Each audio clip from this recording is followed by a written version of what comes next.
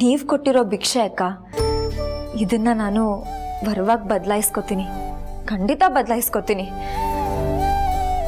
ನನ್ನ ಗಂಡನ್ನ ನಾನು ತುಂಬ ಚೆನ್ನಾಗಿ ನೋಡ್ಕೋತೀನಿ. ನಿಮ್ಮ ಆತ್ಮಕ್ಕೆ ಶಾಂತಿ ಸಿಗಬೇಕು ಅಕ್ಕ.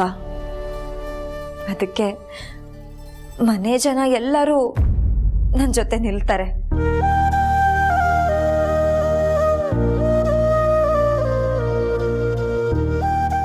ನನ್ನ ಸೊಸೆ ಅಂದರೂ ನನ್ನ ಕೈ ಜೋಡಿಸ್ತಾರೆ. ಯಾರು ನನ್ನ ಇಷ್ಟು ದಿನ ದ್ವೇಷಿಸ್ತಿದ್ರೋ ಅವರೇ ನನ್ನ ಪ್ರೀತಿಸ್ತಾ ಇದ್ದಾರೆ. ಯಾರು ನನ್ನ ತಂಗಿ ಅಂತ ಪ್ರೀತಿ ಮಾಡ್ತಿದ್ರೋ ಅವರೇ ಇವಾಗ ವಿಲನ್ ಆಗಿದ್ದಾರೆ. ಪರವಾಗಿಲ್ಲ ಅಕ್ಕ, ಇದೆಲ್ಲ ಯಾವ ಲೆಕ್ಕ? ನಾನು ಮತ್ತೆ ಈ ಮನೆಗೆ ಬೆಳಕು ಬರೋ ಹಾಗೆ ಮಾಡ್ತೀನಿ, ಮಾಡೇ ಮಾಡ್ತೀನಿ.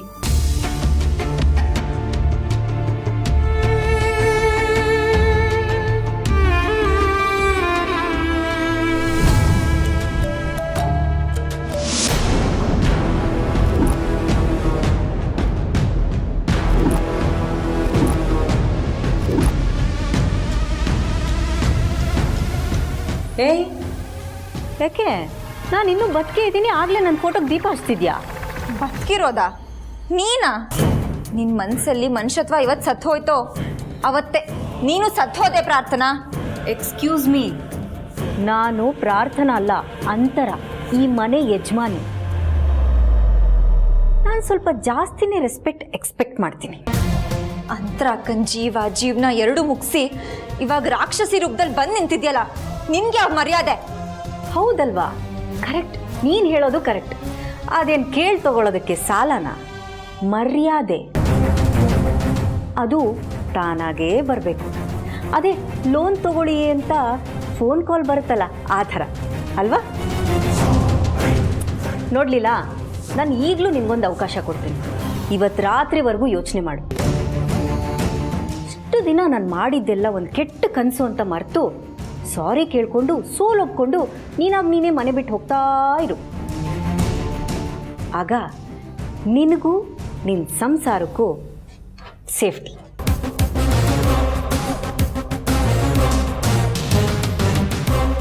ನನ್ನ ಫ್ಯಾಮಿಲಿನ ಏನು ಹೇಳಬೇಕು ಅದನ್ನ ಕ್ಲಿಯರ್ ಆಗಿ ಹೇಳು. ವೆಯ್ಟ್, ನನ್ನ ಮಾತಿನ್ನೂ ಮುಗ್ದಿಲ್ಲ ಬೇಬಿ. ನಾನು ಹೇಳ್ದಂಗೆ ಕೇಳಿ ಮನೆ ಬಿಟ್ಟು ಹೋಗಲಿಲ್ಲ ಅನ್ಕೋ, ನಾಳೆ ಬೆಳಗ್ಗೆ ಹುಟ್ಟೋ ಸೂರ್ಯನ ಬೆಳಕು ನಿನ್ನ ಕಣ್ಮೇಲೆ ಬಿದ್ದಿದ ತಕ್ಷಣ ನೀನು ಸುಟ್ಟು ಬೂದಿ ಆಗೋಗ್ತೀಯ. ಅರ್ಥ ಆಗಲಿಲ್ಲ ಅಲ್ಲ? ನೋಡು, ಸೂರ್ಯ ಪ್ರತಿದಿನ ಹುಟ್ತಾನೆ, ಆದರೆ ಮಾನ, ಮರ್ಯಾದೆ, ಘನತೆ, ಗೌರವ ಅದೆಲ್ಲ ಪದದ ಅರ್ಥದ ಪರಿಚಯನೂ ಇಲ್ಲ ಬಿಡು ನನಗೆ. ಈ ಮಿಡ್ಲ್ ಕ್ಲಾಸ್ ಅವ್ರು ನೀವು, ನಿಮ್ಗೆ ಅದ್ರ ಬಗ್ಗೆ ಚೆನ್ನಾಗಿ ಗೊತ್ತಿರುತ್ತೆ. ಅದೆಲ್ಲ ಸುಟ್ಟು ಬೂದಿ ಆಗ್ಬಿಡುತ್ತೆ ಅಂತಿದ್ದೀನಿ. ಏನಂತ್ಯಾ? ಈ ತುದಿಯಿಂದ ಆ ದಡಕ್ಕೆ ಸೇರಬೇಕು ಅಂತ ನಿರ್ಧಾರ ಮಾಡಿದ್ಮೇಲೆ ನೀರು ಬಿಸಿ ಆದರೂ ಇರಲಿ, ತಣ್ಣಗಾದ್ರೂ ಇರಲಿ, ಈಚ್ತಾ ಇರೋದೆ ದಡ ಸೇರ್ತಾ ಇರೋದೆ. ವಾ ವಾ ವಾ ವಾ ವಾ ವಾ ವಾರೆ ವಾ, ಏನು ಕಾನ್ಫಿಡೆನ್ಸು! ಈ ಕಾನ್ಫಿಡೆನ್ಸು ಸಿಂಗಲ್ ಆಗಿದ್ದಾಗ ಓಕೆ, ಆದರೆ ಜೊತೇಲಿ ಹೆತ್ತವರು, ಸಾಕ್ತವರು, ಒಡ ಹುಟ್ಟವರು ಎಲ್ಲ ಇದ್ದಾಗ ಮನ್ಸು ಕೇಳಲ್ಲ, ಸ್ವಲ್ಪ ಭಯ ಪಡುತ್ತೆ. ಏಯ್, ನಿನ್ಗೆ ಅವಳೆ ಹೆದರೋದು? ಅದು ಅಂತರ ಅಕ್ಕನ ಫೋಟೋ, ಅದಕ್ಕೆ ದೀಪ ಇಟ್ಟೆ. ನಿನ್ನ ಫೋಟೋಗೂ ದೀಪ ಹಚ್ತೀನಿ, ಅದ್ರ ಜೊತೆಗೆ ಎಡೆನೂ ಇಡ್ತೀನಿ. ನಿನ್ನಂತವಳಿಗೆ ಬದುಕೋಕ್ಕೂ ಯೋಗ್ಯತೆ ಇಲ್ಲ. ತಾಕತ್ತಿದ್ರೆ ನನ್ನ ಬೀಳ್ಸೋದಲ್ಲ, ಲೈಟಾಗಿ ಅಲ್ಲಾಡ್ಸ್ ನೋಡು. ಡೈಲಾಗು ಡೈಲಾಗ್ ಹೊಡೆಯೋದು ತುಂಬ ಈಸಿ ನಮ್ಮ, ಆದರೆ ಅದನ್ನು ಫಾಲೋ ಮಾಡೋದು ತುಂಬ ಕಷ್ಟ. ಸೊ ಲೀಲಾ, ರೆಡಿ ಇರು, ನಾಳೆ ನಿನಗೆ ಬಿಸಿ ಬಿಸಿ ಸುದ್ದಿ ಕೊಡ್ತೀನಿ. ನಿನ್ನನ್ನು ಈ ಮನೆಯಿಂದ ಕ್ಲೀನ್ ಮಾಡ್ತೀನಿ. ಬರಲಾ? ಬಾಯ್.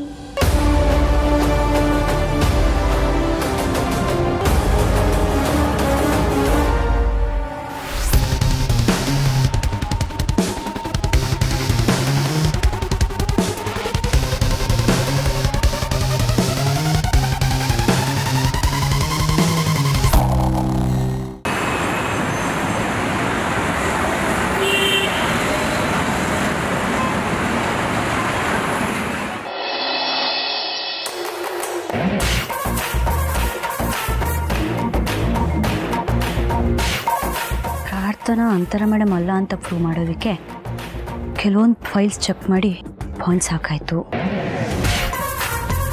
ವಿಶ್ವರೂಪ್ ಎಲ್ಲೋದ್ರು? ಅವ್ರಿಗೂ ಇದೇ ಕೆಲಸ ಹೇಳಿದ್ರಲ್ಲ, ಅದೇನು ಮಾಡ್ತಿರ್ತಾರೋ ಏನೋ, ಪಾಯಿಂಟ್ಸ್ ಹಾಕಿದಾರೋ ಇಲ್ಲೋ. ಒಂದು ಪಾಯಿಂಟ್ಸ್ ಇದೆ, ಬರ್ಕೊಂಡ್ಬಿಡ್ತೀನಿ.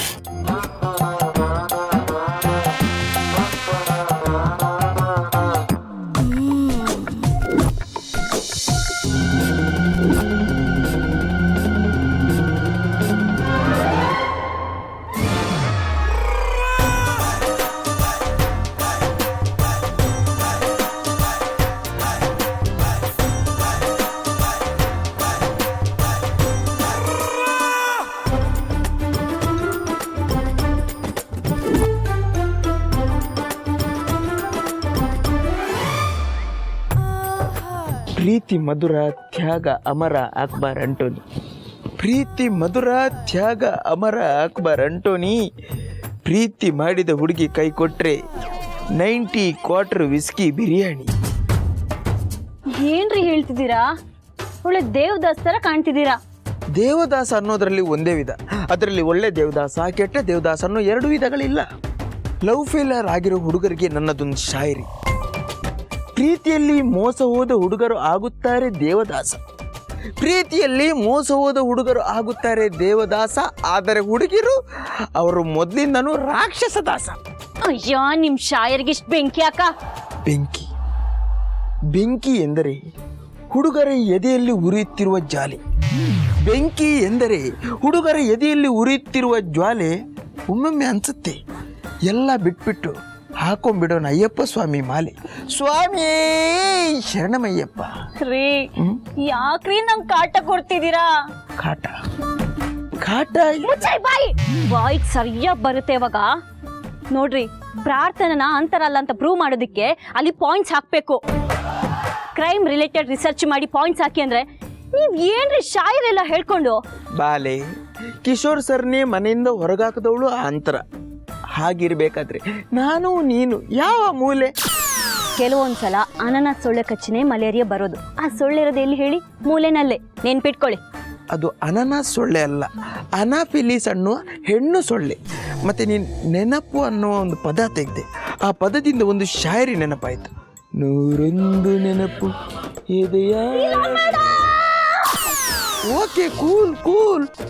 ಮನಸ್ಸಲ್ಲಿ ಇಷ್ಟೆಲ್ಲ ನೋವಿದ್ರು ಕೂಡ ನಮ್ಮ ಲೀಲಾ ಮೇಡಮ್ಗೋಸ್ಕರ ಕ್ರೈಮ್ ಡೈರಿ, ಕ್ರೈಮ್ ಸ್ಟೋರಿ ಎಲ್ಲ ನೋಡಿ ಒಂದು ಕೆಲವು ಪಾಯಿಂಟ್ ಹಾಕೊಂಡು ಬಂದಿದ್ದೀನಿ. ಆ ಪಾಯಿಂಟ್ ಏನಾದರೂ ವರ್ಕೌಟ್ ಆದರೆ ಪ್ರಾರ್ಥನಾನು ಈ ಮನೆಯಿಂದ ಹೊರಗೆ ದಬ್ಬೋದು.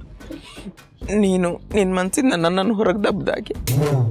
ನೋಡಿ, ನೀವು ಪಾಯಿಂಟ್ ಸ್ಟಡಿ ಮಾಡ್ಕೊಂಡು ಬಂದಿದ್ದೀರಾ ಅಂತ ಸುಮ್ಮನಿದ್ದೀನಿ. ಲೀಲಾ ಮೇಡಮ್ಗೆ ಹೆಲ್ಪ್ ಮಾಡೋದು ಅಷ್ಟೇ ನಮ್ಮ ಕೆಲಸ. ಅದ್ರ ಮಧ್ಯೆ ಈ ದೇವದಾಸ ಪಾರ್ವತಿ ಅಂತ ಮಧ್ಯದಲ್ಲಿ ಏನಾದ್ರು ಸೀನ್ ಬಂದರೆ ಸರಿ ಇರಲ್ಲ. Hello, it's my personal.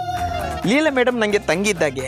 ಅಂತರ ಮೇಡಮ್ ಹೋದ್ಮೇಲೆ ನಮ್ಮ ಬಾಸ್ ಲೈಫಲ್ಲಿ ಏನೋ ಒಂದು ಹೊಸತ್ತು ಬಣ್ಣ ಕೊಡಬೇಕು ಅಂತ ಅವರು ಆತ್ಮ ಲೀಲಾ ಮೇಡಮ್ನೇ ಈ ಮನೆ ಕಳಿಸಿದೆ. ಅವರಿಬ್ಬರು ರೂಪ ಬೇರೆ, ಆದರೆ ಅವರಿಬ್ಬರು ಒಂದೇ ಥರ.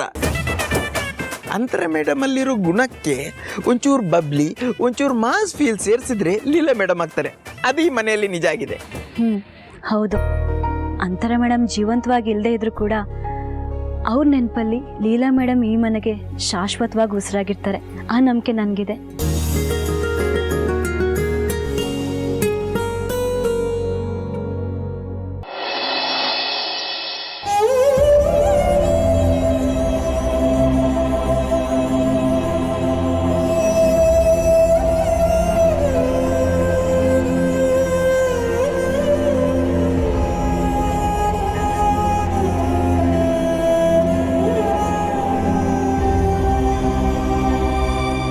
ಕೌಸಲ್ಯ, ನಿನ್ನ ಕಾಲಿಗೆ ಬಿದ್ದು ಕ್ಷಮೆ ಕೇಳಲು, ಕೈ ಮುಗಿದು ಕ್ಷಮೆ ಕೇಳಲು ಹೇಳು. ಏನ್ ಮಾಡಿದ್ರೆ ಸರಿ ಹೋಗ್ತೀಯ ನೀನು? ನಿನಗೆ ಬೈದೆ, ಹೊಡೆದೆ, ಆಡಬಾರದನ್ನೆಲ್ಲ ಹೇಳಿದೆ. ಆದರೆ ಸತ್ಯ ಗೊತ್ತಾದ ಮೇಲೆ ಬೆಂದು ಹೋಗ್ತಾ ಇದ್ದೀನಿ ಕಣೆ. ಏನ್ ಮಾಡ್ಲಿ ಹೇಳು? ದೊಡ್ಡ ಮಾತಾಡ್ಬೇಡ್ರಿ. ಈ ವಿಡಿಯೋ ನಿಮ್ ಗಮನಕ್ಕೆ ಬರಬಾರ್ದಂತ ಎಷ್ಟೆಲ್ಲ ಪ್ರಯತ್ನ ಪಟ್ಟೆ. ಆದ್ರೆ ಆ ಅಂತರ ನಿರ್ದಾಕ್ಷಿಣ್ಯವಾಗಿ ನೀನು ತೋರಿಸ್ಬಿಟ್ಲು. ಇಂಥ ಪರಿಸ್ಥಿತಿ ಯಾವ ತಂದೆ ತಾಯಿಗೂ ಬರಬಾರ್ದ್ರಿ. ನೆನ್ಸ್ಕೊಂಡ್ರೆ ಸತ್ತು ಹೋಗೋಣ ಅನಿಸ್ತಾ ಇದೆ.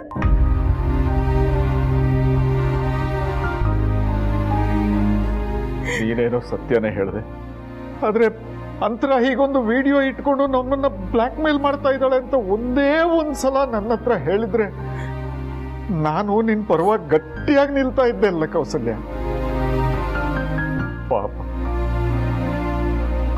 ಇದೊಂದು ಸತ್ಯನ ಹೊಟ್ಟೆಲಿ ಇಟ್ಕೊಂಡು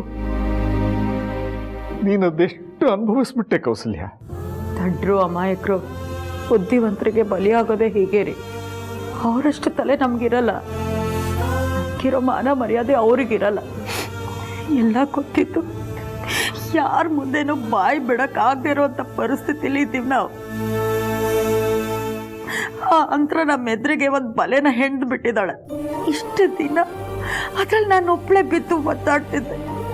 ಈಗ ನೀವು ಆ ಬಲೆಗೆ ಬಂದು ಸಿಕ್ಕಾಕೊಂಡ್ಬಿಟ್ಟಿದ್ದೀರಲ್ಲ. ಇನ್ನು ಮುಂದೆ ನಮ್ಮ ಸುಖ ಸಂತೋಷ ಎಲ್ಲ ಹಾಳಾಗೋಯ್ತು. ಏನು ಮಾಡಕ್ ಆಗದೆ ಇರೋಂಥ ಪರಿಸ್ಥಿತಿಯಲ್ಲಿ ಬಂದು ಬಿದ್ದಿದ್ದೀವಿ ನಾವು. ಹೌದು ಕೌಸಲ್ಯ, ಅಂತರ ಆ ವಿಡಿಯೋವನ್ನು ಒಂದು ದೊಡ್ಡ ಬ್ರಹ್ಮಾಸ್ತ್ರ ಇಟ್ಕೊಂಡು ಅವಳಿಗೆ ಬೇಕಾದ ಹಾಗೆ ನಮ್ಮನ್ನು ಆಟ ಆಡಿಸ್ತಾಳೆ. ನಾವು ಮಾನ ಮರ್ಯಾದೆಗೆ ಹೆದರಿ ಅವಳು ಹೇಳಿದ ಹಾಗೆ ಆಟ ಆಡಬೇಕಾಗತ್ತೆ. ಇದರಿಂದ ಪಾರಾಗೋದು ಹೇಗೆ ನನಗೊಂದು ತೋಚ್ತಾ ಇದೆ. ಅಂದ್ರಂಗೆ ನಮ್ಮ ಮಗಳ ರೇವತಿ ಏನ್ರಿ ಅನ್ಯಾಯ ಮಾಡಿದ್ಲು? ಅವಳನ್ನ ಕಂಡ್ರೆ ಯಾಕ್ರಿ ಇಷ್ಟೊಂದು ದ್ವೇಷ? ಹೆಚ್ಚು ಕಡಿಮೆ ಆಗಿ ಅಂತರ ಏನಾದರೂ ಆ ವಿಡಿಯೋನ ಹೊರಗಡೆ ಬಿಟ್ರೆ ನನ್ನ ಮಗಳು ಬದುಕಿರ್ತಾಳ. ಅಪ್ಪ ಅಮ್ಮ ಆಗಿ ನಾವು ಬದುಕಿದ್ದು ಸತ್ತ ಹಾಗೇನೆ.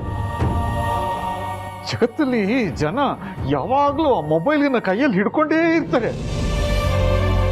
ಇನ್ನೊಬ್ಬರು ವೈಯಕ್ತಿಕ ಬದುಕನ್ನು ಸೆರೆ ಹಿಡಿದು ಸೆರೆ ಕುಡಿದಷ್ಟೇ ಸಂತೋಷ ಪಡ್ತಾರೆ.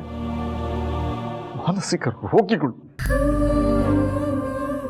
ಹೆಣ್ಣಿಗೆ ಸಂಸ್ಕಾರದ ಜೊತೆ ವಾಸ್ತವದ ಅರಿವು ಇರಬೇಕು ಕಣೆ. ಯಾವುದು ಸರಿ, ಯಾವುದು ತಪ್ಪು, ಯಾರು ಒಳ್ಳೆಯವರು, ಯಾರು ಕೆಟ್ಟವರು, ಇದನ್ನೆಲ್ಲ ತಿಳ್ಕೊಂಡು ನಡೆಯೋ ಚಾಣಾಕ್ಷತನ ಇರಬೇಕು. ಕಾಡು ಚೆನ್ನಾಗಿದೆ ಅಂತ ಕಾಲಿಟ್ರೆ ಅದರಲ್ಲಿ ನಮ್ಮನ್ನ ಕಿತ್ತು ತಿನ್ನುವಂಥ ಕ್ರೂರ ಮೃಗಗಳಿರ್ತವೆ.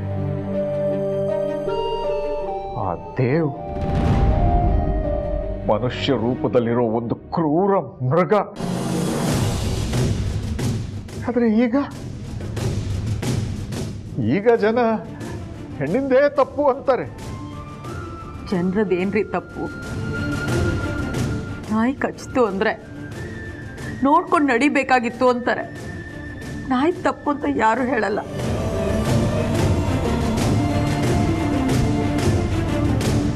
ಅದು ಸರಿನೇ. ಕೌಸಲ್ಯ, ರೇವತಿಗೆ ಈ ವಿಷಯ ಹೇಗೆ ಹೇಳೋದು?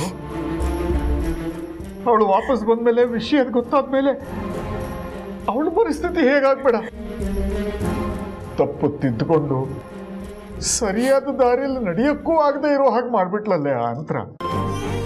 ಈಗ ನಮ್ಗೆ ಉಳ್ತಿರೋದು ಒಂದೇ ದಾರಿ ರೀ. ಅಂತರ ಹೇಳ್ದಂಗೆ ಕೇಳ್ಕೊಂಡು ಆ ವಿಡಿಯೋ ಹೊರಗಡೆ ಬರ್ದೇ ಇರೋ ಹಾಗೆ ನೋಡ್ಕೊಳ್ಬೇಕು. ಅವಳು 1000 ಹೇಳ್ತಾಳೆ, ನಾವು ಅದನ್ನ ಕೇಳ್ಕೊಂಡು ಲೀಲಂಗೆ ಮೋಸ ಮಾಡ್ಕೊಂಡು ಬದುಕ್ಬೇಕಾ? ಯೋ ದೇವ್ರೆ, ಎಂಥ ಪರಿಸ್ಥಿತಿ ತಂದಿಟ್ಬಿಟ್ಟಿಯಪ್ಪ ನಮ್ಗೆ. ಮತ್ತೇನ್ರಿ ಮಾಡೋದೀಗ?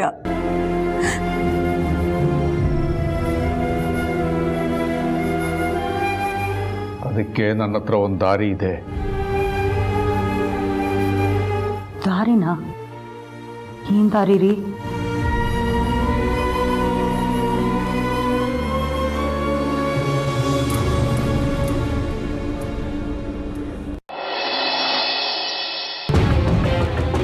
ನೀವಾಗಲಿಂದ ಏನೋ ಹೇಳಬೇಕು ಅಂತ ವೆಯ್ಟ್ ಮಾಡ್ತಾ ಇದ್ದೀರಾ, ಏನು ಹೇಳಿ?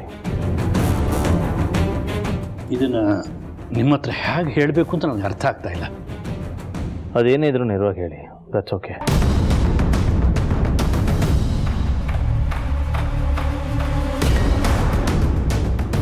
ಸರ್, ನೀವು ಈ ವಿಷಯನ ಹೇಗೆ ತಗೊಳ್ತೀರಾ ಅಂತ ನಮಗೆ ಟೆನ್ಷನ್. ಬಟ್ ಅಂಥದ್ದು ಏನಾಗಿದೆ? ಪ್ರಾಫಿಟಲ್ಲಿ ಏನಾರ ಪ್ರಾಬ್ಲಮ್ಮ ಅಥವಾ ಶೇರ್ ಸರಿಯಾಗಿ ಸಿಗ್ತಲ್ಲ? ದೊಡ್ಡ ಮಾತು. ನೀವು ಬ್ಯಾಂಕಿನ ಫೀಲ್ಡಿಗೆ ಎಂಟ್ರಿ ಆಗಿ ಬ್ಯಾಂಕ್ ತಗೊಂಡ ಮೇಲೆ ನಾವು ನಿಮ್ಮನ್ನು ಹುಡ್ಕೊಂಡು ಬಂದು ನಮ್ಮನ್ನು ಹೂಡಿಕೆದಾರನಾಗಿ ಮಾಡ್ಕೊಳ್ಳಿ, ನಮ್ಮ ಕೈಲಾದಷ್ಟು ಹೂಡಿಕೆ ಮಾಡ್ತೀವಿ ಅಂತ ಹೇಳಿದ್ವಿ. ನೀವು ಎಕ್ಸ್ಪೆಕ್ಟ್ ಮಾಡಿದಷ್ಟು ಎಲಿಜಿಬಿಲಿಟಿ ನಮ್ಮಲ್ಲಿ ಇಲ್ಲದೆ ಹೋದರೂ ನಾವು ಬೆಳಿಬೇಕು ಅಂತ ಉದ್ದೇಶದಿಂದ ನೀವು ನಮ್ಮನ್ನೂ ಸೇರಿಸ್ಕೊಂಡಿದ್ದೀರಾ. ಆದ್ರೀಗ ನೀವು ಸಹಾಯ ಮಾಡಿದಿರಿ ಅನ್ನೋ ಕಾರಣಕ್ಕೆ ನಮಗೆ ಆಗ್ತಿರೋ ಅನ್ಯಾಯನ ನಿಮಗೆ ಹೇಳಲಿಲ್ಲ ಅಂದರೆ ಸರಿಯಾಗಲ್ಲ ಅಂತ ಅನಿಸ್ತು. ಅದಕ್ಕೆ ನಿಮ್ಮ ಹತ್ರ ಮಾತಾಡೋಣ ಅಂತ ಬಂದ್ವಿ. ಅನ್ಯಾಯನ? ಅನ್ಯಾಯನೇ. ಆದರೆ ಒಂದು ಸಲ ಅದನ್ನು ಯಾರು ಮಾಡಿದ್ದಾರೆ ಅಂತ ಕೇಳ್ಕೊಂಬಿಡು. ಕೇಳ್ಕೊಳ್ಳೋದಕ್ಕೂ ಮುಂಚೆ ಹೃದಯನ ಗಟ್ಟಿಯಾಗಿ ಹಿಡ್ಕೊ. ಯಾಕಂದರೆ ಈಗೊಂದು ದೊಡ್ಡ ಬಾಂಬ್ ಸಿಡಿಯುತ್ತೆ. ಆ್ಯಕ್ಚುಲಿ ನೀವು ಯಾರಿಗೋಸ್ಕರ ಬ್ಯಾಂಕ್ ತಗೊಂಡಿದ್ರು ಅವರು ನಿಮ್ಮ ಬ್ಯಾಂಕಿಗೆ, ಐ ಮೀನ್ ನಮ್ಮೆಲ್ಲರ ಬ್ಯಾಂಕಿಗೆ ಮೋಸ ಮಾಡಿದ್ದಾರೆ. ಏನು ಹೇಳ್ತಾ ಇದ್ದೀರಾ? ಮೋಸ ಮಾಡಿದಾರ? ಯಾರು ಮೋಸ ಮಾಡಿರೋದು? ನಿಮ್ಮ ಮಾವ ಚಂದ್ರಶೇಖರ್.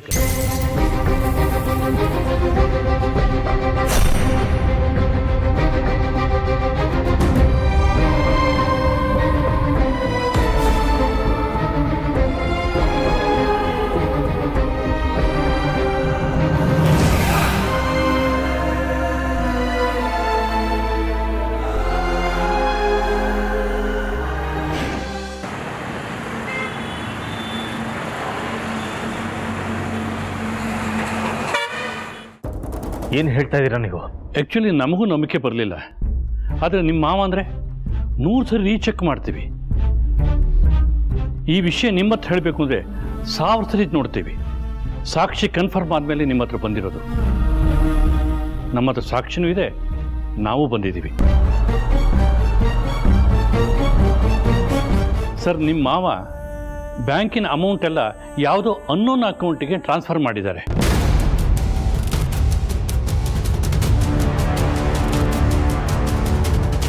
ಆ ಅಕೌಂಟು ಟ್ರೇಸ್ ಆಗ್ತಾ ಇಲ್ಲ. CC ಕ್ಯಾಮ್ರಾದಲ್ಲಿ ರೆಕಾರ್ಡ್ ಆಗಿದೆ.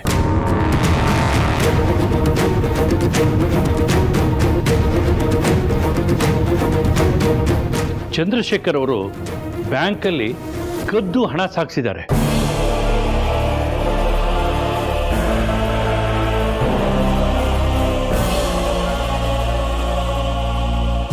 ಹಾಂ, ಈಗ ನನ್ನ ಎಂಟ್ರಿ ಟೈಮ್ ಬಂತು. ಮುಚ್ಚ್ರಿ ಬಾಯಿ ಸಾಕು. ಯಾರ ಮನೆಗೆ ಬಂದು ಯಾರ ಬಗ್ಗೆ ಮಾತಾಡ್ತಿದ್ದೀರ? ಚಂದ್ರಶೇಖರ್ ಅಂಕಲ್ ಈ ರೀತಿ ಮಾಡೋದಕ್ಕೆ ಸಾಧ್ಯನೇ ಇಲ್ಲ.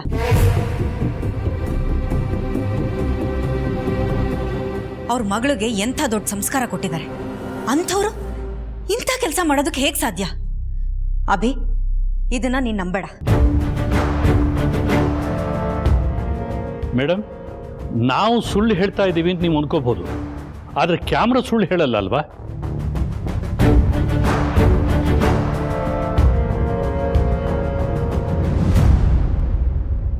ನೋಡಿ,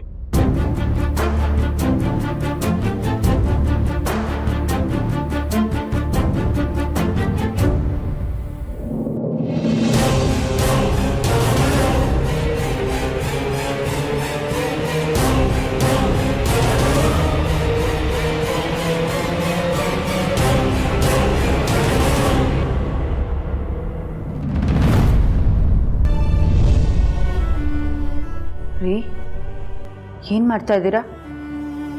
ಕಾಣಿಸ್ತಾ ಇಲ್ವೇನೆ? ಲೆಟ್ರ್ ಬರೀತಾ ಇದ್ದೀನಿ ಅಳಿಯಂದ್ರಿಗೆ. ಅಳಿಯಂದ್ರೆ ಇದನ್ನೆಲ್ಲ ನಂಬೋದಿಲ್ಲ ಕಣ್ರಿ. ಅದು ಅಲ್ಲದೆ ಈ ವಿಷಯ ಅಂತರಂಗೆ ಏನಾರು ಗೊತ್ತಾದ್ರೆ ಖಂಡಿತವಾಗ್ಲೂ ನಮ್ಮನ್ನ ಸುಮ್ಮನೆ ಬಿಡಲ್ಲ. ಆ ವಿಡಿಯೋನ ಏನಾರು ವೈರಲ್ ಮಾಡಿಬಿಟ್ರೆ? ಸಲ್ಯ, ನೀನು ಅನ್ಕೊಂಡ ಹಾಗೆ ಏನೂ ಆಗಲ್ಲ. ಅಳಿಯಂದ್ರು ಇದನ್ನು ನಂಬ್ತಾರೆ, ನಂಬಲೇಬೇಕು. ನೀನು ಸುಮ್ಮನೆ ಇರು, ನಾನು ಬರೆದು ಮುಗಿಸ್ತೀನಿ.